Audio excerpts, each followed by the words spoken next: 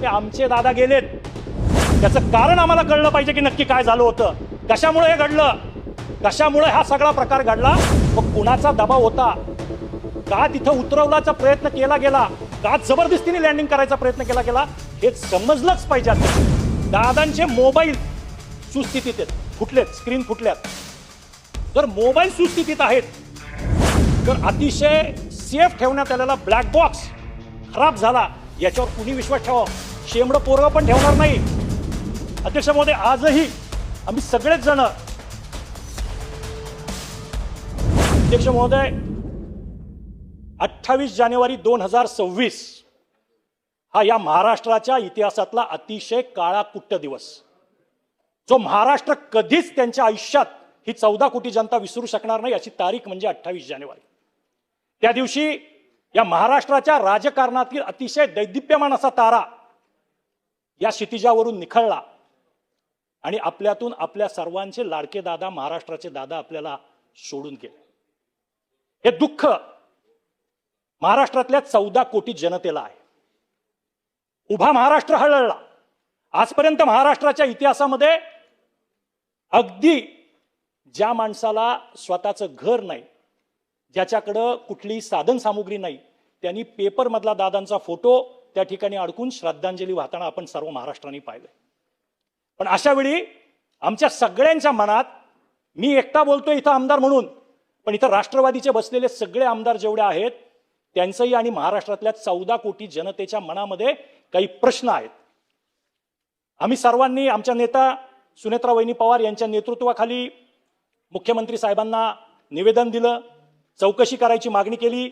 सरकार, मुख्यमंत्री साहेब त्याच्याबद्दल अतिशय समक्षपणे आणि समर्थपणे ती सगळी चौकशी करतील याबद्दल आमच्या मनात पूर्ण खात्री आहे. त्यानंतर आम्ही सगळ्या आमदारांनी एक निवेदन केलं, ते सन्माननीय मुख्यमंत्री महोदयांना दिलं. मुख्यमंत्री महोदयांनी ते स्वीकारलं आणि आम्हाला आश्वासित केलं किंवा या संदर्भातली सखोल अशी चौकशी करून जे जे काही असेल ते समोर आणलं जाईल. पण महाराष्ट्रातल्या 14 कोटी महाराष्ट्रांच्या लोकांच्या मनामध्ये जे प्रश्न आहेत ते विचारले गेले पाहिजेत ना, त्याला वाचा फुटली पाहिजे. आणि म्हणून अध्यक्ष महोदय, मला असं विचारायचं आहे की हे सगळं होत असताना आम्ही सगळ्यांनीच ऐकलं की याच्यामध्ये ज्या गोष्टी होत्या त्याच्यामध्ये हा अपघात का घडला, तर वारंवार सांगितलं जातं, अनेक अहवाल आले, त्याच्यात सांगितलं आले की दृश्यमानता कमी होती, व्हिजिबिलिटी नव्हती. मग विमानानं हा प्रश्न पडतो अध्यक्ष महोदय की अत्यंत कमी दृश्यमानता असताना हे मुख्य कारण सांगितलं जातं. मग अशा वेळी लँडिंग करायचा प्रयत्न का केला गेला?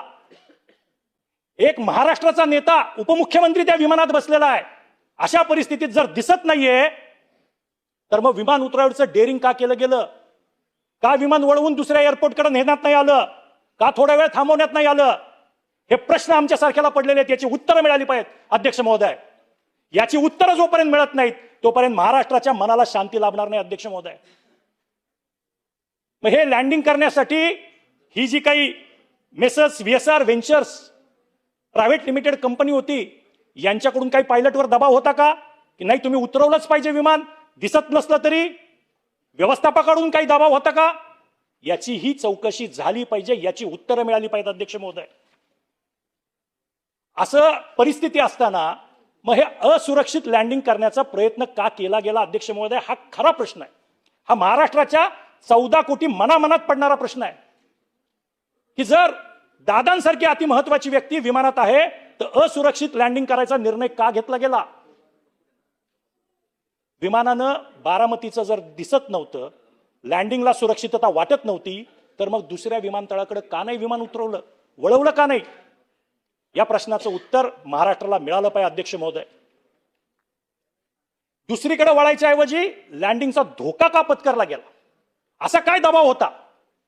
कारण तिथून पुणे तर 15-20 मिनिटावर परत फिरले असते तर 15-20 मिनिटाला आले असते. पुण्यामध्ये बाकीची लँडिंग सॅफ होत होती. मग कुणाचा दबाव होता? का तिथं उतरवण्याचा प्रयत्न केला गेला? का जबरदस्तीने लँडिंग करायचा प्रयत्न केला गेला? हे समजलंच पाहिजे अध्यक्ष महोदय. अध्यक्ष महोदय, सांगितलं काय जातं की बाबा विमानाची ह्या अपघाताची मालिकेच्या बाबतीत काय सांगतं की विमानाचा अप्रोच जो होता तो एका दिशेने होता. विमान रनवेच्या पासून विचलित झालं, काही लँडिंग होताना झाडाला किंवा इतर कशाला धडकलं गेलं, रनवेच्या डाव्या बाजूला ते गेलं, त्याच्यानंतर ते बाजूला कोसळलं आणि त्यानंतर विमानामध्ये आग लागली. ह्या सगळ्या गोष्टी सांगितल्या जातात, अनेक सगळ्यांनी ऐकल्यात, संपूर्ण महाराष्ट्राने देशाने हे सगळं पेपरमध्ये टीव्ही चॅनलवरती सातत्याने ऐकलं, याच्यावर अनेक दिवस चर्चा झाली. पण अध्यक्ष महोदय, या निमित्ताने काही प्रश्न आहेत. विमान मुंबईवरून बारामतीला जात होतं, त्याच्यासाठी विमानात जेवढं इंधन पाहिजे तेवढं होतं का त्याच्यापेक्षा अतिरिक्त भरलं होतं? मग अतिरिक्त इंधन जर भरलं असेल तर विमान डायव्हर्ट का नाही केलं? उतरवायचाच प्रयत्न का केला? रिपोर्टमध्ये हे कुठं आलंय का की इतक्या लिटर किंवा इतके गॅलन जे काही परिणाम असेल, आता आम्ही सगळे लेमॅन आहोत, पायलट क्षेत्रातले किंवा विमान क्षेत्रातले तज्ज्ञ नाही, आमदार म्हणून काम करतोय, पण जर इतकं गॅलन, त्याला परिमाण असतं गॅलनचं, इतकं गॅलन फ्यूल भरलं पाहिजे, इंधन भरलं पाहिजे, तर नक्की किती होतं? कमी होतं, बरोबर होतं का अतिरिक्त होतं? मग अतिरिक्त असेल तर अतिरिक्त का होतं? मग अतिरिक्त असताना सुद्धा लँडिंग तिथंच करायचा हट्ट का केला गेला? पुढच्या एअरपोर्टकडे का नाही गेलं? आम्हाला सगळ्यांना दादांचा स्वभाव माहिती आहे. अध्यक्ष महोदय, आदरणीय दादा इतके काटेकोर होते की थोडीशी गोष्ट जर नियमाच्या बाहेर, कायद्याच्या बाहेर जायला लागली तर दादा सांगायचे आपल्याला करायचं नाही. अशा परिस्थितीत हा हट्ट कुणी केला मग लँडिंगचा, दादांसारख्या महत्वाच्या व्यक्तीच्या वेळी? हे सगळं आम्हाला समजलं पाहिजे अध्यक्ष महोदय. आमची मागणी हीच आहे, सगळेच जण आपापल्या परीने दादांच्यासाठी प्रयत्न करतायत, पण याची उत्तरं समोर आली पाहिजेत. याच्यावरती चर्चा होतीये, सातत्याने चर्चा होतीये. महाराष्ट्राच्या मनात असंख्य वेदना आहेत आणि या वेदना सगळ्या त्याच वेळी थांबतील ज्यावेळी या सगळ्या प्रश्नांची उत्तरं आपल्याला मिळतील अध्यक्ष महोदय. त्यामुळे हा एक प्रश्न आहे की अतिरिक्त इंधन का भरलं गेलं होतं विमानात? काय गरज होती अतिरिक्त इंधन भरायची? अध्यक्ष महोदय, माझा पुढचा प्रश्न आहे या निमित्तानं की ज्यावेळी हे विमान उड्डाण करणार होतो मुंबईकडून बारामतीकडे, त्यावेळी या उड्डाणाची सुरक्षा तपासणी ही झाली होती का? ती व्यवस्थित झाली होती का? ती कुणी केली होती? त्याचा अहवाल कुठे आहे? त्याचं सत्यही समोर आलं पाहिजे. एखादी महत्वाची, अतिमहत्वाची व्हीआयपी व्यक्ती, एखाद्या राज्याचा मुख्यमंत्री, उपमुख्यमंत्री, अशी माणसं ज्यावेळी विमान प्रवास करतात त्यावेळी त्यांच्या विमानाची तपासणी करायची काही यंत्रणा आहे का? त्याची काही नियमावली आहे का? त्याची जबाबदारी कोणाची आहे? हे सगळंच्या सगळं आम्हाला समजलं पाहिजे अध्यक्ष महोदय. त्याच्यामुळे अध्यक्ष महोदय,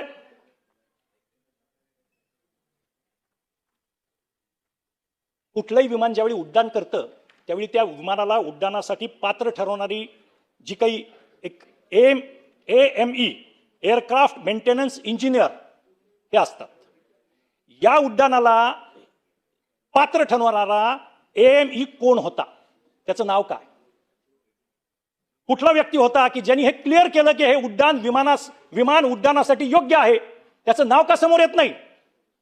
कोण हा इंजिनियर, कोण आहे एअरक्राफ्ट मेंटेनन्स इंजिनियर, कोण आहे हे महाराष्ट्राला कळलं पाहिजे ना अध्यक्ष महोदय. विमान तेच होतं की शेवटच्या क्षणी विमान बदललं? कुठल्या विमानाला क्लिअरन्स दिला होता? कुठल्या विमानाची तपासणी झाली होती? हे सगळे गोष्टी ज्या आहेत या सगळ्या आमच्या मनामध्ये शंका करतायत अध्यक्ष महोदय. त्याच्यामुळं या सगळ्या गोष्टीचे अहवाल समोर आले पाहिजे, डिटेल अहवाल समोर झाले पाहिजेत आणि याची सखोल चौकशी झाली पाहिजे अध्यक्ष महोदय. अध्यक्ष महोदय, सगळ्यात महत्वाची गोष्ट जी आम्हा सगळ्यांच्याच मनाला पटत नाही, या महाराष्ट्रात सकाळी 6 वाजता कुठल्या रस्त्यावर ट्रॅफिक जॅम होतं? आम्ही अनेक वेळा मुंबईमध्ये आलोय अधिवेशना, मुंबई आमचं घर नाहीये, मी पुण्याचा आहे, पण मुंबईमध्ये अधिवेशनाच्या निमित्तानं राहतो. सकाळी 6, 6:30, 7, 7:30 पर्यंत मुंबईमध्ये कुठेही पीक आवर नाहीत, कुठेही ट्रॅफिक जॅम होत नाही. मग जे नियोजित या विमानाचे पायलट होते ते असे कुठल्या ट्रॅफिक जॅम मध्ये अडकले होते की त्यांना बदलावं लागलं? शेवटच्या क्षणी हा क्रू बदलला का गेला? हा कुणाच्या आदेशाने बदलला गेला? कंपनीच्या कुणी हे आदेश दिले की क्रू बदलायचा आहे? याची सगळ्याची शहानिशा झालीच पाहिजे आणि याची सगळ्याची माहिती आम्हाला मिळाली पाहिजे अध्यक्ष महोदय. कारण सकाळी 6 वाजता वाहतुकीच्या मध्ये पायलट अडकले आणि त्याच्यामुळं नवीन पायलट आणि क्रू बदलण्यात आला, हेच मुळी संशयास्पद वाटतंय. कारण आम्ही सगळे सुद्धा रोज ट्रॅफिक मध्ये फिरतो, कुणालाही सकाळी 6 वाजता ट्रॅफिक मध्ये अडकत नाही. अडकला तर एखादा मिनिट ट्रॅफिक सिग्नलला, अर्धा तास ट्रॅफिक मध्ये अडकतो का आपण कुठे? आणि 6 वाजता कुठले ट्रॅफिक सिग्नल चालू असतात अध्यक्ष महोदय? त्याच्यामुळं याच्यामध्ये अतिशय मोठी संशयाची सुई त्या दिशेने फिरते की हे पायलट का बदलण्यात आले, याचं उत्तर आम्हाला मिळालंच पाहिजे. अध्यक्ष महोदय, अध्यक्ष महोदय, अध्यक्ष महोदय, DFDR आणि CVR याचा लॉंग फॉर्म आहे डिजिटल फ्लाइट डाटा रेकॉर्डर आणि कॉकपिट व्हॉइस रेकॉर्डर. यांच्या डिकोडिंग बद्दल काय माहिती आहे, त्याची अद्ययावत माहिती काय आहे, ही संपूर्ण महाराष्ट्राच्या समोर आली पाहिजे. अध्यक्ष महोदय, कारण एक गोष्ट आहे, हे सामान्य माणसाला कळत नाही, सामान्य माणसाला त्यातलं काही समजत नाही. आम्हाला एकच गोष्ट कळते, आमचे दादा गेलेत, त्याचं कारण आम्हाला कळलं पाहिजे की नक्की काय झालं होतं, कशामुळे हे घडलं, कशामुळे हा सगळा प्रकार घडला, हे महाराष्ट्रातल्या जनतेला आणि राष्ट्रवादीच्या आणि या सभागृहातल्या सर्व आमदारांना समजलंच पाहिजे. ही आमची मागणी आहे. अध्यक्ष महोदय, अध्यक्ष महोदय, हे सगळं एवढं घडलं, एवढं सगळं झालं. आमचे नेते जयदादा यांनी एक व्हिडिओ सुद्धा पोस्ट केला, त्याच्यामध्ये तो कंपनीचा मालक विमान उडत असताना झोपलाय. काय चौकशी झाली पुढे, काय कारवाई झाली पुढे, का चौकशी होत नाहीये, का कारवाई होत नाहीये? त्यांची काही विमानं थांबवली, 2-4, संपूर्ण विमानांची चौकशी का नाही झाली? कारण अनेक ठिकाणी त्याच्यात आलं की त्यांचे उड्डाणाचे तास भरून गेले होते तरी त्याचा मेंटेनन्स होत नव्हता. संपूर्ण फ्लीट ग्राउंड का करण्यात आली नाही या कंपनीची? का या सगळ्याची चौकशी झाली नाही? का प्रत्येक विमानाची बारकाईने तपासणी झाली नाही?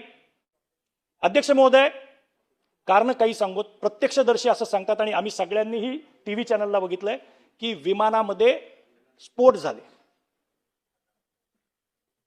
अनेक स्फोट ऐकू आले. मग त्या विमानामध्ये इंधनाव्यतिरिक्त इतर काही अज्ञात असा माल कार्गो भरला होता का? आधी स्फोट झाले, लोकांचं म्हणणं आहे, आम्हाला स्फोटाचे आवाज ऐकू आले. शेवट प्रत्यक्षदर्शी जे सांगतायत, तिथले राहणारे गोजूबावीचे नागरिक, पत्रकार त्यांचे सगळ्यांचे इंटरव्ह्यू घेतायत, ते ऑन कॅमेरा सांगतायत.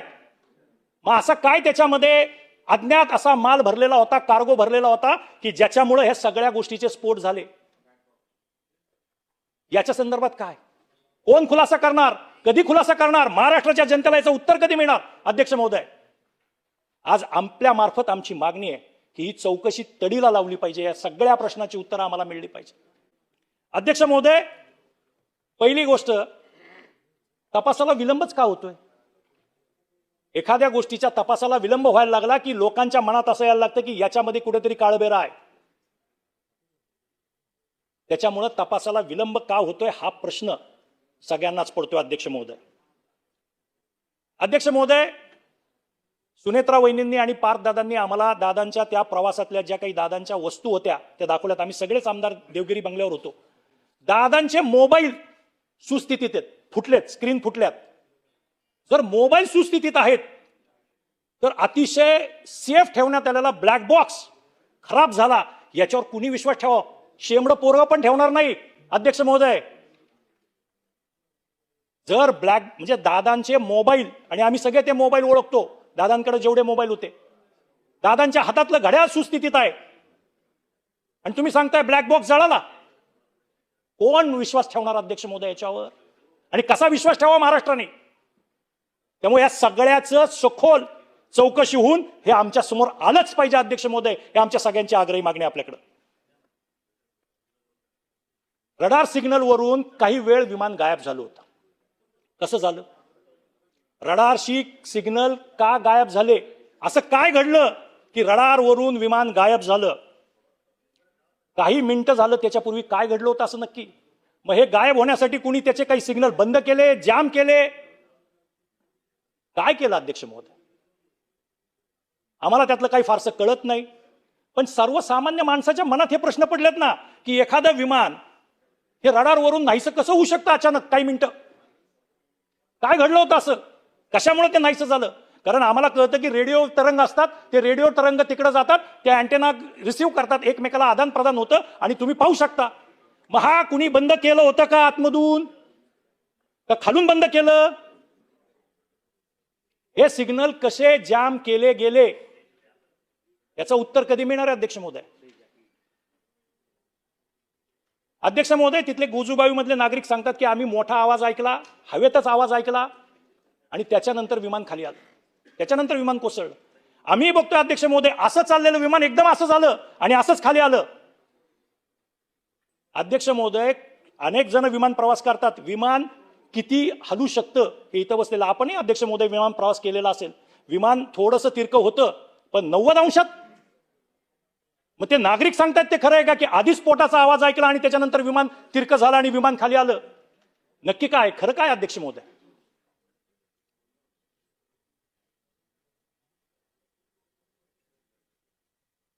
त्यामुळं अध्यक्ष महोदय, तिथं प्रत्यक्षदर्शी जे आहेत, साक्षीदार जे आहेत आणि आता जे समोर येते त्याच्यामध्ये तफावत आहे. त्यांच्या जबाबात आणि याच्यात सगळ्यात तफावत येते.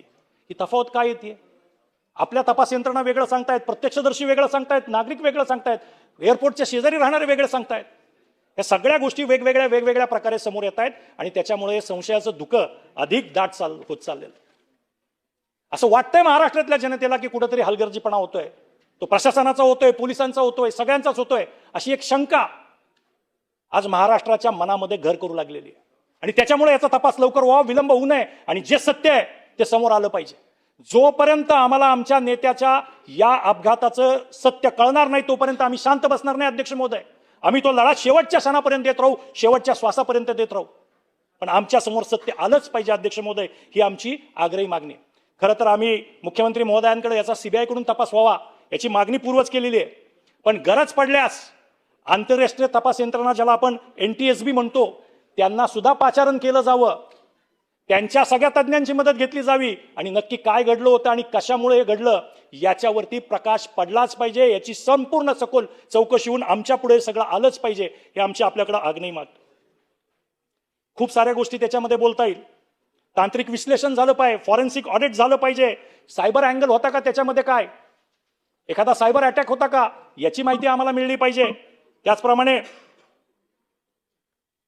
या सगळ्यामध्ये हे धागेदोरे कुठे आहेत याची माहिती घेतली पाहिजे. देशात आहेत, देशाबाहेर आहेत, आंतरराष्ट्रीय आहेत, काय नक्की आहे हे कळलं पाहिजे ना अध्यक्ष महोदय. महाराष्ट्राने एक मोठा नेता गमावलाय, महाराष्ट्राचा उद्याचा उशक्काल आपण गमावलेला आहे, हे समोर आलं पाहिजे अध्यक्ष महोदय. आणि या सगळ्यासाठी आपण सर्वांनीच मिळून, या सभागृहांनी मिळून प्रयत्न केले पाहिजेत असं मला वाटतं. अध्यक्ष महोदय, खूप साऱ्या गोष्टी आहेत, पण आम्हाला असं वाटतं की हे सगळे जे अहवाल आलेले आहेत त्या अहवालावरती तज्ज्ञ चर्चा करतायत, त्याची कारण मीमांसा करतायत, पण अनेक गोष्टी या सामान्य बुद्धीला सुद्धा पटत नाहीत. म्हणजे एक साधी गोष्ट आहे की आम्ही ज्यावेळी बघतो की दादांनी घातलेलं जॅकेट सुद्धा अर्ध जळलेलं आहे, अर्ध आहे, तर ब्लॅक बॉक्स संपला आणि त्याच्यातून आता काही डेटा रिकव्हर करता येत नाही, तो परदेशात पाठवावा लागतोय, याच्यावर विश्वास नाही बसत अध्यक्ष महोदय. त्यामुळे शेवट ही न्यायाची आणि सत्याची लढाई आहे आणि ही न्यायाची आणि सत्याची लढाई आम्ही लढत राहू. जोपर्यंत आमच्या नेत्याला न्याय मिळत नाही, आमच्या समोर सत्य येत नाही, तोपर्यंत आम्ही कुणी थांबणार नाही अध्यक्ष महोदय. अध्यक्ष महोदय, हे आलं पाहिजे, सगळं जनतेच्या समोर आलं पाहिजे, महाराष्ट्राच्या समोर आलं पाहिजे. अध्यक्ष महोदय, आजही आम्ही सगळेच जण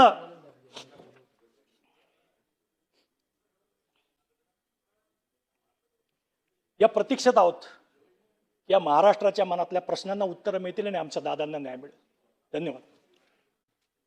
सर्व सभागृहामध्ये उपस्थित सदस्य, मंत्रिमंडळातील आपले मंत्री महोदय इथं उपस्थित आहेत. या सभागृहामध्ये चारही प्रस्ताव एकत्र करून चर्चा होत असताना चेतन तुपे यांनी फक्त एकाच विषयावरती, आणि ते म्हणजे या राज्याचे उपमुख्यमंत्री अजितदादा पवार साहेब त्यांच्याबद्दल जी काही घटना घडली त्याचं विस्तृत विवेचन या सभागृहामध्ये केलं. हे अत्यंत गंभीर बाब आहे. महाराष्ट्रातल्या 14 कोटी जनतेच्या मनामध्ये हे पाल लुकलुकती की नेमकं काय घडलं. विविध तपास यंत्रणा आपल्या आपल्या पद्धतीने तपास करतायत, परंतु शेलार साहेब असतील, सरनाईक साहेब असतील, लोढा साहेब असतील व सभागृहातले आमचे आदित्य साहेब असतील, प्रभू साहेब असतील, माझ्यासारख्या मनामध्ये सुद्धा आणि तुमच्या मनामध्ये सुद्धा हा प्रश्न येतो की सकाळी 6 वाजता ट्रॅफिक हे नसतं, कारण आपण सगळे मुंबईकर आहोत आणि त्याच्यामुळे याची सखोल चौकशी ही झाली पाहिजे. ते ड्रायव्हरचं म्हणणं की ते ट्रॅफिकमध्ये फसले होते, ते जिथं राहतात तिथून एअरपोर्टला जाणारा रस्ता कुठला होता त्या दिवशी त्या रस्त्याला ट्रॅफिक होतं का याची चौकशी झाली पाहिजे. आणि म्हणून मी सरकारला या संदर्भामध्ये सूचना करतो की हे जे ट्रॅफिकचा जो विषय आहे त्याचा गोंधळ या चौकशीमध्ये आला पाहिजे आणि महाराष्ट्रातल्या 14 कोटी जनतेच्या मनातला हा संभ्रम दूर झाला पाहिजे, याची सखोल चौकशी व्हावी असं मी निवेदन करतो. शेलार साहेब. होय अध्यक्ष महोदय, आपण ज्या चेअरवर बसून या पद्धतीचा निर्देश दिलेला आहे, सरकार या विषयाला अतिशय गंभीरतेने चौकशी करतेच आहे.